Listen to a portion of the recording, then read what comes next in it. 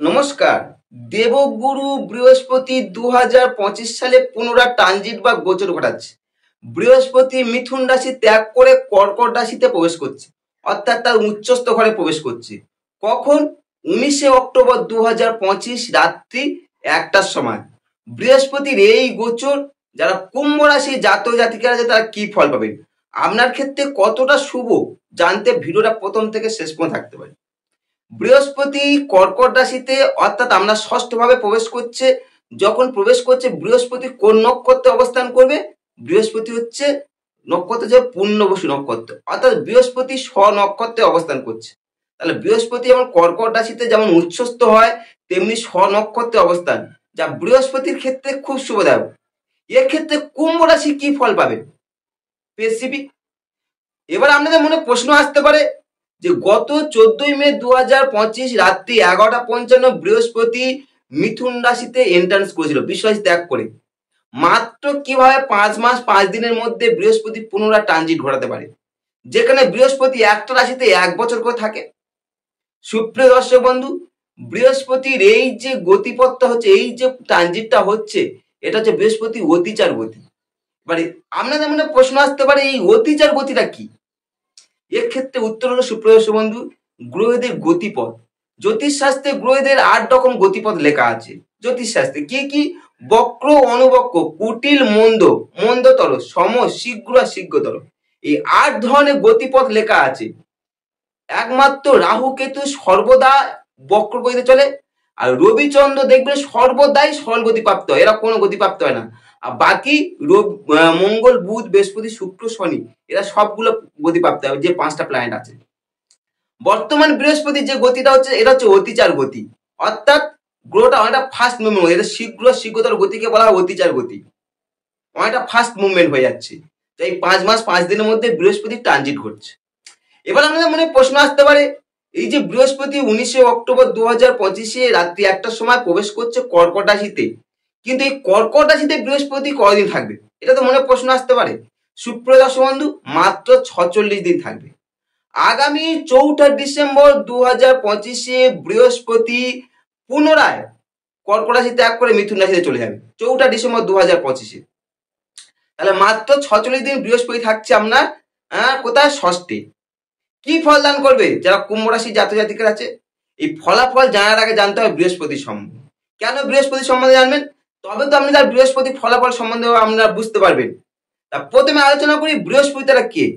বৃহস্পতি হলো সবার গুরু, সবার গুরু। মন্ত্র 10টা ঋষি থেকে অসীম শক্তি সম্পন্ন দেবতাদের গুরু হলেন বৃহস্পতি। এই বৃহস্পতি অনুগ্রহ ছাড়া আপনি কোনো জ্ঞান লাভ বলুন কিংবা কোনো সত্য জ্ঞান লাভও করতে পারবেন না। ঋষি পরাশর বলছে বৃহস্পতিকে জ্ঞান ও সুখের কর্তা হিসেবে দেখেছে।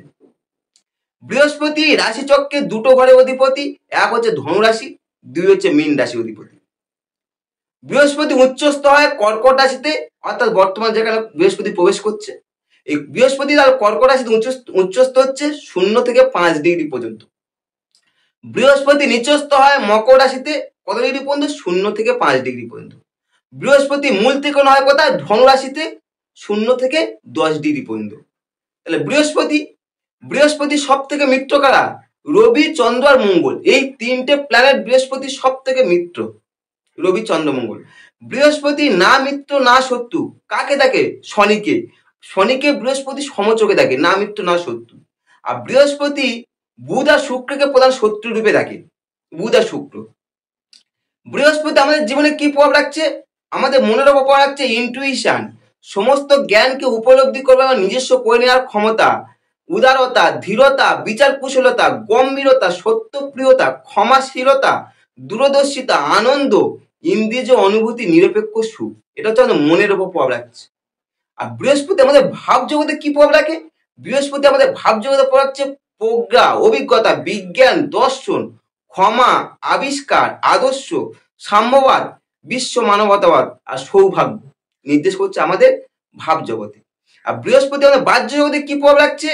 বাহ্য জগতে প্রকৃত বিদ্যান ও পণ্ডিত ব্যক্তি, দার্শনিক, বৈজ্ঞানিক, জ্ঞানযোগী, বিচারালয়, বিশ্বমানব, অভিজ্ঞ, জ্ঞানী, বিচারক, গুরু, পুত্র, সুখী ব্যক্তি, অধ্যাপক, আইনজ্ঞ, মন্ত্রী, উচ্চ বিদ্যালয়, বিশ্ববিদ্যালয়, ঋষি, গবেষণাগার ছাত্র প্রভৃতি। এবারে জ্যোতিষ সম্বন্ধের ভালো তথ্য দিই। বৃহস্পতি যেখানে অবস্থান করে সেখানে যেমন ফল দেয়, আর বৃহস্পতি 3টে দৃষ্টি আছে, অর্থাৎ পঞ্চম, সপ্তম, নবম। তাহলে বৃহস্পতি আপনার ষষ্ঠে কি ফল দান করবে সেটা যেমন আলোচনা করব, আর বৃহস্পতি পঞ্চম, সপ্তম, নবমের দৃষ্টি দ্বারা কি ফল পাবে সেটাও আলোচনা করব ভিডিওর মধ্যে। এই বৃহস্পতি ষষ্ঠে প্রবেশ করেছিল কখন? 19 অক্টোবর 2025 রাত্রি 1টার সময়। বৃহস্পতিরা কে প্রথম জানুন। বৃহস্পতি হচ্ছে আপনার রাশি সাপেক্ষে দ্বিতীয় পতি, আবার একাদশ পতি। এই দ্বিতীয় পতি, একাদশ পতি কোথায় প্রবেশ করছে? ষষ্ঠে। এর ফলে দেখবেন আপনার স্বাস্থ্য সংক্রান্ত দিক থেকে সব থেকে শুভ ফলদান করে থাকবে। আপনার যদি এই সময় কোনো শারীরিক কষ্টটা দেখবে খুব কমাবে। আর পূর্বে যদি কোনো শারীরিক সমস্যা থেকে থাকে, অর্থাৎ কুম্ভ রাশি জাতকদের পূর্বে যদি কোনো শারীরিক সমস্যা থেকে থাকে, এই সময় দেখবেন ষষ্ঠে বৃহস্পতি যখনই প্রবেশ করছে, অর্থাৎ 19 অক্টোবর 2025 যখনই প্রবেশ করছে, দেখবেন আপনার এই সময় সেবা শুশ্রূষা দ্বারা আপনি একটা আরোগ্য লাভ করবে। অর্থাৎ এই সময় আপনাকে একটা সুস্বাস্থ্যের অধিকারী করে তুলবে দেবগুরু বৃহস্পতি ষষ্ঠে, এবং বৃহস্পতি উচ্চস্থ হওয়ার জন্য। ষষ্ঠে বৃহস্পতি যা কর্মক্ষেত্রে খুবই শুভদায়ক। এই সময় আপনি কর্মপটু হয়ে থাকবেন। কর্ম ছাড়া আপনি কোনো কিছু ভাববেন না, কর্মপটু হয়ে থাকবেন। আপনি যে কর্মটা করবেন সেই কর্মটা দেখবেন অনেকটা আপনার মনকে শান্ত দেবে, প্রশান্ত করে তুলবে। এছাড়া আপনার কর্মক্ষেত্রে আপনার যদি কোনো অধীনস্থ ব্যক্তি থাকে, সেই অধীনস্থ ব্যক্তির দ্বারা আপনি যথেষ্ট উপকৃত হবেন। আর যদি আপনি কোনো সিনিয়রের আন্ডারে কাজ করে থাকেন, অর্থাৎ আপনি প্রভুর আন্ডারে কাজ করে থাকেন, এই সময় প্রভুর প্রিয় পাত্র হয়ে থাকবেন। আপনার কর্মর দ্বারা প্রভুকে সন্তুষ্টি প্রদান করে থাকবেন। অর্থাৎ কর্মক্ষেত্রে আপনি সব থেকে শুভ ফল পাচ্ছেন, স্বাস্থ্য আর কর্মক্ষেত্রে। এছাড়া ষষ্ঠে বৃহস্পতি যে সমস্ত কুম্ভ রাশির জাতকদের একটু ভোগী প্রকৃতি, খাদ্যরসিক প্রিয়, ষষ্ঠে বৃহস্পতি আপনাকে একটু খাদ্যরসিক করে তুলতে সাহায্য করবে। অর্থাৎ এই সময় ভালো খাওয়া দাওয়া, ভালো পড়া, বিশেষ করে খাওয়া দাওয়ার প্রতি একটু বেশি আকর্ষিত হয়ে থাকবেন। তবে কদর্য বা কুৎসিতকে আপনি পরিহার করে থাকবেন। ভালো খাওয়াটা প্রতি বেশি গুরুত্ব দেবে।